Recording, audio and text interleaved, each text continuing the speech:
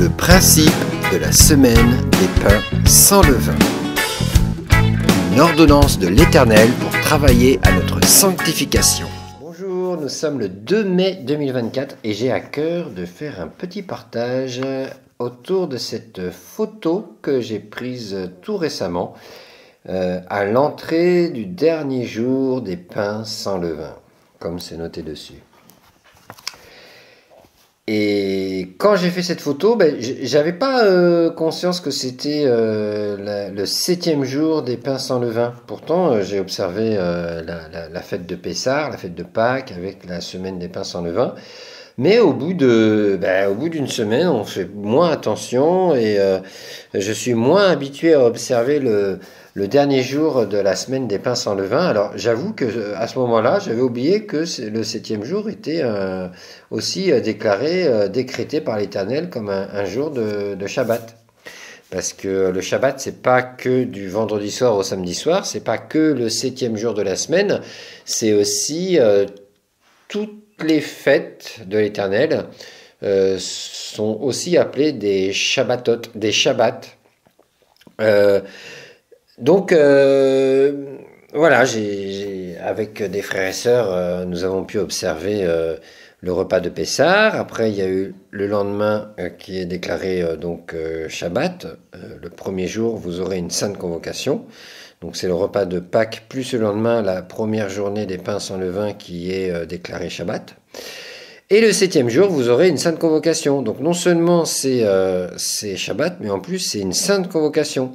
Et donc la sainte convocation, quand elle est déclarée par l'Éternel, automatiquement elle nous sanctifie. Et la sanctification, c'est vraiment faire ressortir, honorer le nom de l'Éternel. Et c'est lui qui se réjouit avec nous, mais c'est lui qui se réjouit. Et en fait, cet arc-en-ciel, c'était un signe de réjouissance, comme quoi la semaine des pains sans levain s'était bien passée. Pour moi comme pour d'autres, pour ceux qui l'ont observé. Et en général, ça se passe bien si on joue le jeu. Oui, parce que tout ça, toutes les fêtes de l'Éternel, c'est à la fois des saintes convocations, donc c'est solennel, c'est très sérieux, mais c'est aussi comme un grand jeu éducatif, pédagogique pour nous apprendre les voies du Seigneur qui sont impénétrables. Mais petit à petit, par l'Esprit de Dieu qui sonde jusqu'aux profondeurs de Dieu, on peut découvrir, tâtonner, avancer et nous affermir au fur et à mesure de la marche en suivant le programme qui sont les saintes convocations de l'Éternel. Le programme de Dieu, le calendrier de Dieu, on le retrouve dans les différentes fêtes de l'Éternel. On dit des fêtes parce que c'est le mot en français, mais c'est des moadim en fait, des moments vraiment clés. Et c'est des temps où l'Éternel veut nous enseigner des points de doctrine, des points importants pour l'édification de la foi, pour l'obéissance de la foi. On doit avancer selon un cursus, non pas d'homme, mais de l'Éternel. Et on le retrouve dans les Saintes Écritures.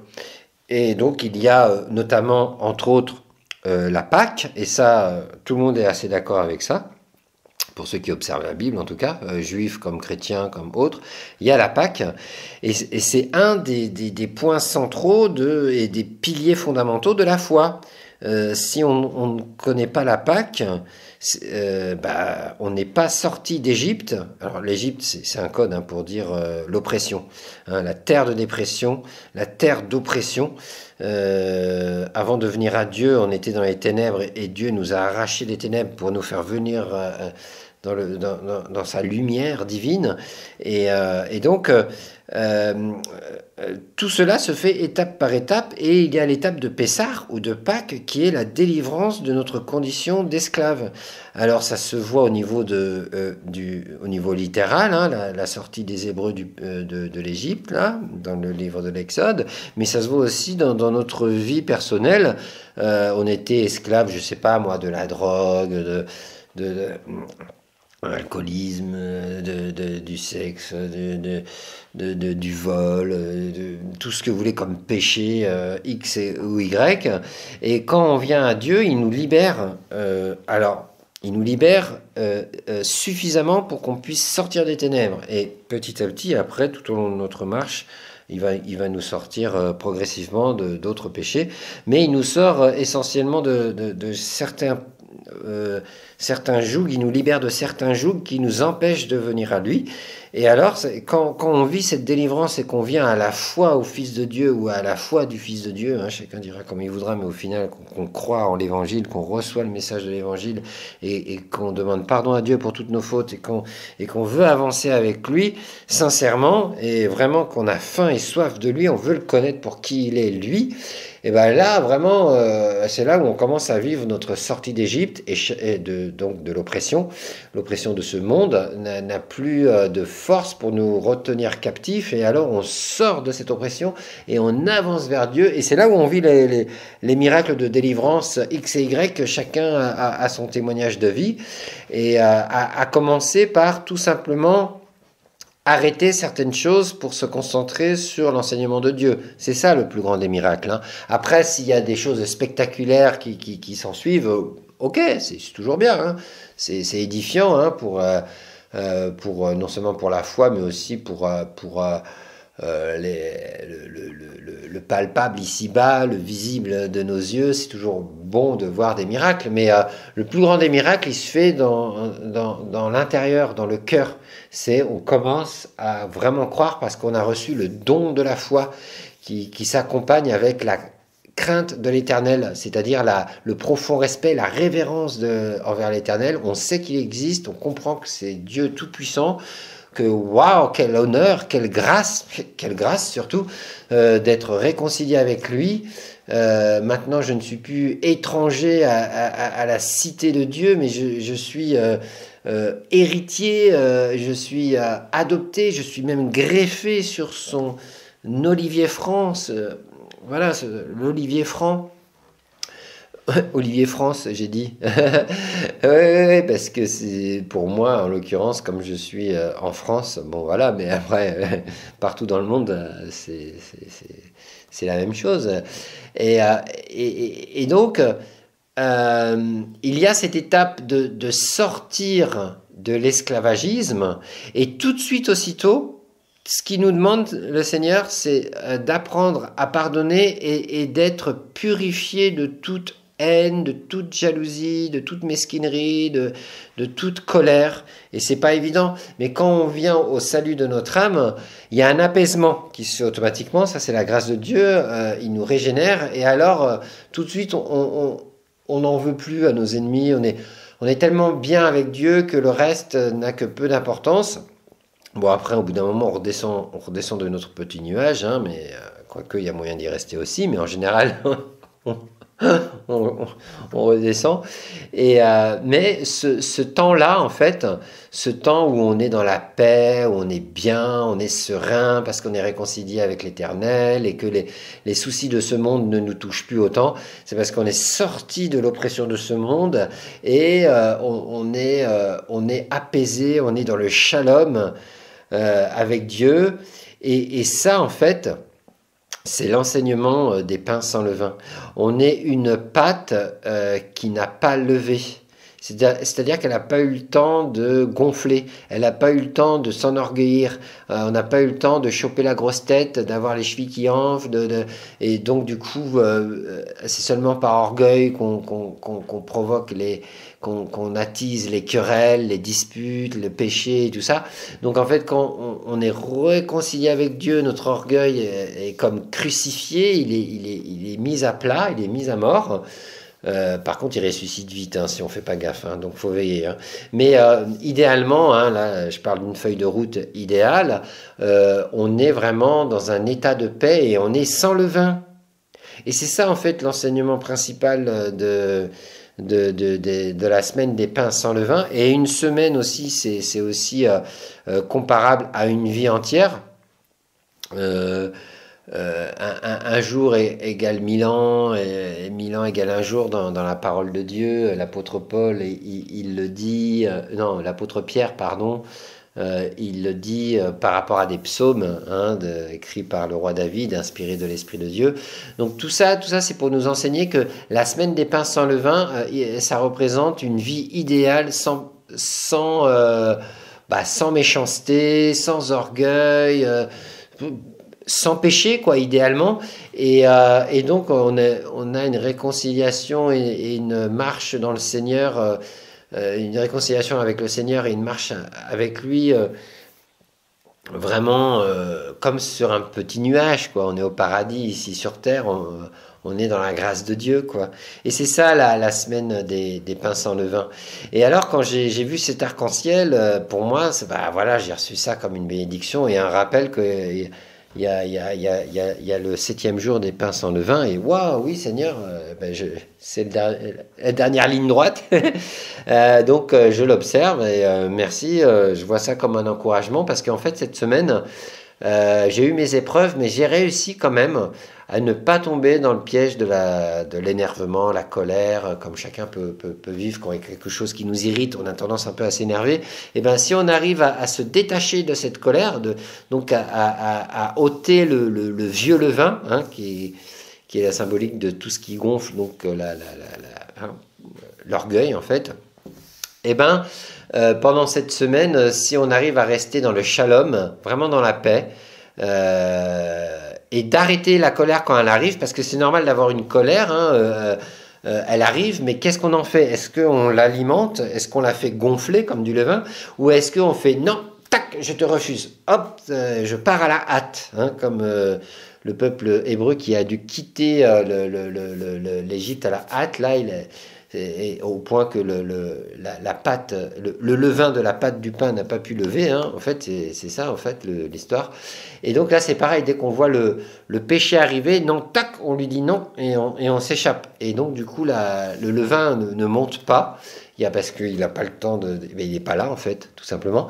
Et donc, cet arc-en-ciel, voilà, c'était vraiment un signe, un sceau de Dieu pour dire, voilà, tu es toujours et tu peux continuer à marcher dans mon alliance parce que tu suis mes préceptes. Et l'arc-en-ciel, hein, c'est le signe de l'alliance entre Dieu et les hommes, entre Dieu et tout, quoi. C'est vraiment le grand signe visible de l'alliance de Dieu. Et alors, selon la tradition, quand on voit un arc-en-ciel, on a juste le temps de le regarder pour faire une prière.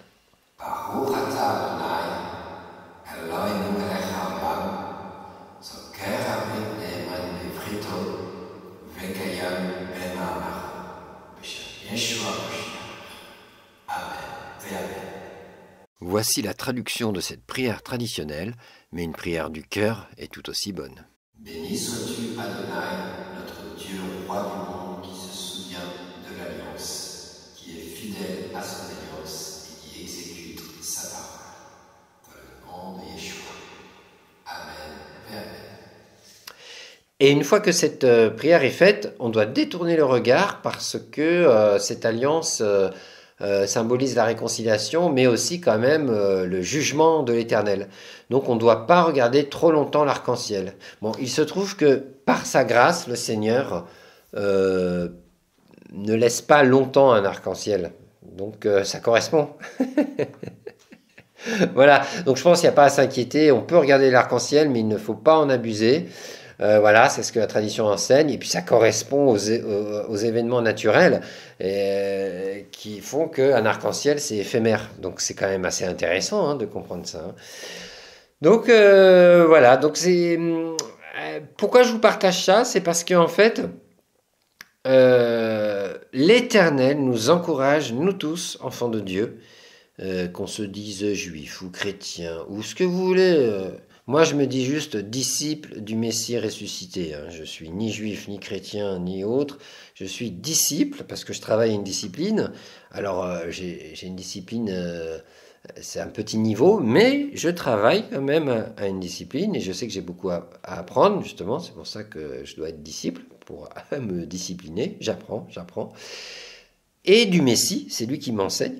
C'est lui qui m'enseigne parce que le Messie, c'est la parole de Dieu, donc c'est par la parole de Dieu que j'apprends. Et du Messie qui est ressuscité, hein, parce qu'il est, il est mort sur la croix, hein, crucifié, percé, hein, pour mes péchés, nos péchés à tous ceux qui croient, tous ceux qui croient. Faut se confier en lui, sinon il prend pas nos péchés. Il prend les péchés de tous ceux qui se confient en lui. Et alors, si ça s'arrêtait là, j'aurais aucune preuve dans mon message comme quoi c'est bien la volonté de Dieu. Et bien c'est la résurrection 3 jours après qui prouve que Dieu l'a ressuscité pour confirmer. Alors bien sûr, tout cela s'accueille par la foi, parce que c'est par la foi qu'on est sauvé. Si on n'a pas foi en cela, foi dans la parole de Dieu, qui inclut le message de l'évangile, ça, maintenant, chacun est libre. Mais moi, j'ai foi en cela. Et en fait, quand on a foi, on sait que c'est vrai. On sait que c'est vrai parce qu'on a vécu notre expérience. Ça a été confirmé par le livre saint. Et on a la paix, la joie dans le cœur. Donc, c'est ça, la foi. C'est une ferme assurance. Donc, on peut en parler. Même si on sait que c'est comme une folie devant les hommes non régénérés par l'Esprit de Dieu, parce que c'est tout simplement une folie quand on n'est pas touché par la grâce de Dieu. Et c'est tout à fait normal. Mais seuls les cœurs sincères et authentiques qui le cherchent entièrement peuvent rencontrer et accueillir cette grâce. C'est à la portée de tout le monde. C'est pas une élection. L'élection, en fait, se fera à la fin, quand le jugement final arrivera. Tous ceux qui auront cru par le moyen de la foi, ce sont les élus, et les autres, dommage pour eux. Mais je veux dire, ça c'est à la fin qu'on voit qui est élu. Mais pour l'instant, tout le monde est appelé. Tout le monde est appelé. Donc c'est à chacun de se tourner vers l'Éternel. Et en fait, pour se tourner sainement vers l'Éternel, il ne faut pas se tourner vers une religion qui va s'appuyer partiellement sur la parole de Dieu, mais il faut se tourner vers Dieu par le moyen de la foi, au travers de la parole de Dieu. Comme là, je fais. Et il se trouve que le judaïsme confirme, mais par exemple, le christianisme va dire qu'on n'a pas observé la semaine des pains sans levain. Mais la Pâque, oui. Donc, c'est-à-dire l'introduction de la fête des pains sans levain. Il faut tout observer parce qu'en fait la délivrance de l'Égypte, donc de la terre de dépression, de l'oppression, la délivrance du péché et de la mort, nous enseigne que non seulement on doit croire, mais on doit se confier dans le sang de Yeshua ou dans le sang de l'agneau qui a été badigeonné sur les poteaux et le linteau des portes. Là, c'est à chacun de lire le livre de l'Exode. Mais ça, c'est une préfiguration du sang de Yeshua sur la croix. Tout est en lien, tout est en miroir. C'est comme ça qu'on décode et qu'on peut avoir des confirmations de l'Évangile à la Torah. Et donc, quand on se confie en tout ça, là, on peut bien avancer. Et ça, c'est la première partie de Pessah. Mais ensuite, il y a la semaine des pains sans levain, parce que c'est comme si on n'observe pas la semaine des pains sans levain, c'est comme si on venait à Dieu et on demandait pardon pour nos péchés, mais après, on ne veut plus avancer avec lui selon son enseignement. C'est dommage parce que Pessah, ça nous réconcilie avec Dieu, la Pâque, le pardon des péchés. Et ensuite, on apprend à marcher en nouveauté de vie. Pendant une semaine, on respecte des consignes symboliques, prophétiques, en sachant qu'une semaine, c'est aussi la symbolique, le schéma d'une vie. Donc pendant toute notre vie, on est appelé à marcher sans levain, sans orgueil, sans méchanceté, dans la sanctification. Et donc c'est pour ça que c'est intéressant, et c'est pour ça que je dis que c'est comme un grand jeu, parce qu'on sait très bien qu'une semaine, c'est pas une vie. Mais quand on le voit comme un jeu, on sait que cette semaine-là qu'on accomplit, juste après Pessah, c'est la symbolique de notre vie entière. Et on demande à Dieu de nous permettre, selon la richesse de sa grâce, de transformer cette semaine sans levain en une vie sans levain. Voilà, c'est ça l'enseignement entre autres, bien sûr, des matzot ou des pains sans levain. Voilà, et donc voilà, avec cet arc-en-ciel, j'ai eu le signe de l'alliance, la confirmation que Dieu a été béni, parce qu'on a la possibilité de bénir Dieu La bénédiction, c'est quand ça lui fait du bien. Hein. Bénir, c'est faire du bien. Et pour lui être agréable, pour être vraiment dans sa volonté, il suffit de suivre ces ordonnances. Et elles ne sont pas hors de notre portée. Hein. Hein, les ordonnances de Dieu ne sont pas difficiles. Elles sont à notre portée. Et c'est quand même un joug à porter, mais un joug doux et léger, comme dit Yeshua. Hein, venez à moi, vous tous qui êtes fatigués et chargés, je vous donnerai du repos, et mon joug est doux et léger. Bon, tout ça, c'est pour nous faire comprendre que si on se soumet à ces instructions avec un bon cœur, c'est possible. Et bien entendu, moi le premier, on ne va pas pouvoir observer tout parfaitement, mais Dieu regarde juste si on aspire, voilà. Si on aspire à bien observer, on va faire nos erreurs et tout ça, mais il regarde au cœur, il sonde au cœur en fait. Hein. L'obéissance de la foi vaut mieux que les sacrifices pour racheter toute notre désobéissance en fait. Hein. Alors bien sûr qu'il faut quand même des sacrifices, et le sacrifice de Yeshua premièrement, mais vaut mieux obéir, c'est plus simple. C'est ça en fait, l'obéissance de la foi, c'est on comprend que Dieu nous donne des instructions, il y a juste à les mettre en pratique, et avec un bon cœur, parce qu'ils sondent le cœur, et sans orgueil. Bah oui, parce que sinon, on ne peut pas rentrer dans la semaine des pains sans levain. C'est ça, en fait, qu'il veut nous apprendre aussi, c'est que tout ce qu'on peut accomplir des ordonnances du Seigneur, en fait, il ne faut pas croire que c'est de nous-mêmes, c'est juste par grâce. On peut le faire, il nous permet, parce qu'il voit qu'on a un cœur bien disposé, qu'on a envie de le servir, alors par sa grâce, il nous permet d'accomplir certaines ordonnances. Mais il va nous montrer aussi que tout n'est pas parfait, mais que pour lui, c'est comme si c'était parfait, parce qu'on se confie dans le sang de réconciliation, le sang de la rédemption, le sang de Yeshua. Donc, toutes nos imperfections sont couvertes par le sang de l'agneau. Donc, on peut y aller. Et tout ce qu'on observe, c'est comme si on l'observait parfaitement, parce que on n'est pas là à s'enorgueillir, mais on le fait dans la joie de le servir. Et tous nos manquements, Yeshua, notre avocat céleste parfait, assure derrière. Voilà, il nous défend parfaitement et il nous sauve parfaitement.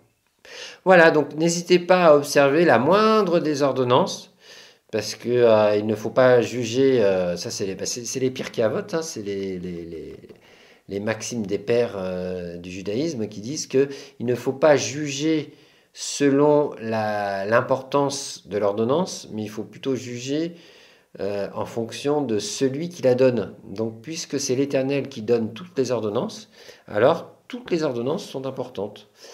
Mais c'est vrai que des fois on est plus ou moins motivé par des ordonnances, alors que d'autres nous motivent moins. Et bien justement, quand il y a ça, quand il y a ce manque de motivation, ce qui est légitime, hein, parce qu'on apprend, on ne comprend pas tout, on ne réalise pas tout, donc on ne voit pas l'importance de certaines ordonnances, et ben il faut juste, au lieu de dire non, ça je m'en fiche, je suis plus sous la loi, comme ils disent certains chrétiens, mais ça c'est n'importe quoi, hein. Ça, c'est un esprit rebelle, il faut se débarrasser de ça. Il faut juste dire, Seigneur, cette ordonnance, je la trouve mystérieuse, elle me semble hors de ma portée, mais je sais que là, il y a un combat intérieur, donc permets-moi, par ta grâce, déjà d'être pardonné, et permets-moi, par ta grâce, d'être affirmé pour qu'un jour prochain, je puisse l'observer. Mais en attendant, je te demande pardon. Et voilà, et tout va bien, et on continue humblement. Parce que celui qui rejette une ordonnance en disant que c'est caduc ou que ceci, quel que soit l'argument, en fait, il rejette l'Éternel. Eh oui, parce que pas un seul iode ou trait de lettre de la Torah ne sera annulé, ne sera aboli. C'est ce qu'il dit Yeshua dans Matthieu 5, chapitre 17. Verset 17. Voilà, je voulais partager ça. Et donc, au final,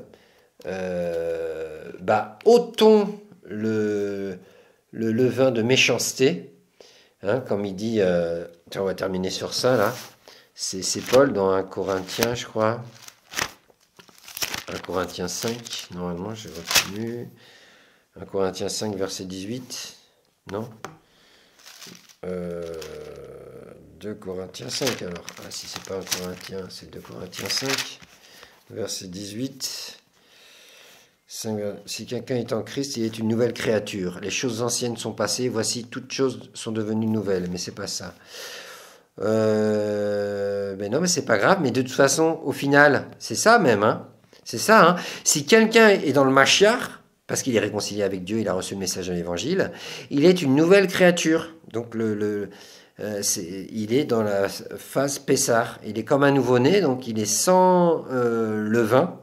Voilà. Et donc, les choses anciennes sont passées, donc le levain de la méchanceté est ôté.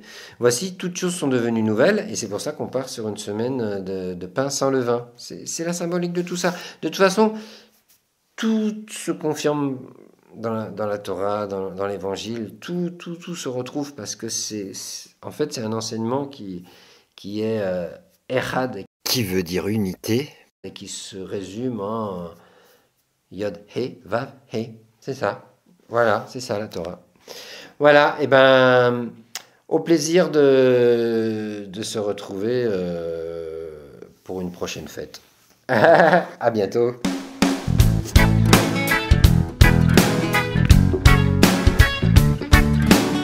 Oui, et je rajoute en bonus que ceux qui aimeraient observer Pessar, eh ben, il faut savoir qu'il y aura le Pessar dans un an, hein, c'est chaque année, mais il y a aussi le second Pessar qu'on appelle Pessar Sheni, Sheni qui veut dire deuxième en hébreu. Donc Pessar Sheni, c'est un mois après le premier Pessar. Donc c'est encore possible et vous avez pour vérification de ce que je dis Nombre chapitre 9. Donc c'est là où le Pessar Sheni a été décrété par l'Éternel. Et donc c'est pour tous ceux qui sont conscients de l'importance de Pessar et qui veulent l'observer alors qu'ils n'ont pas eu l'occasion de l'observer pour X raisons. Et donc ceux qui voudraient l'observer, observez-le un mois plus tard, c'est possible. Et d'ailleurs, moi je serais heureux de pouvoir rejoindre, si Dieu veut, si c'est possible, un groupe qui observe Pessar Sheni. Et puis s'il y en a qui sont intéressés mais qui ne savent pas du tout comment s'y prendre, eh ben on peut s'organiser. Voilà, donc si l'Éternel veut, hein, voilà, on va voir. Hein, donc ceux qui veulent me contacter, il n'y a pas de problème, on peut s'organiser quelque chose. Voilà, à bientôt.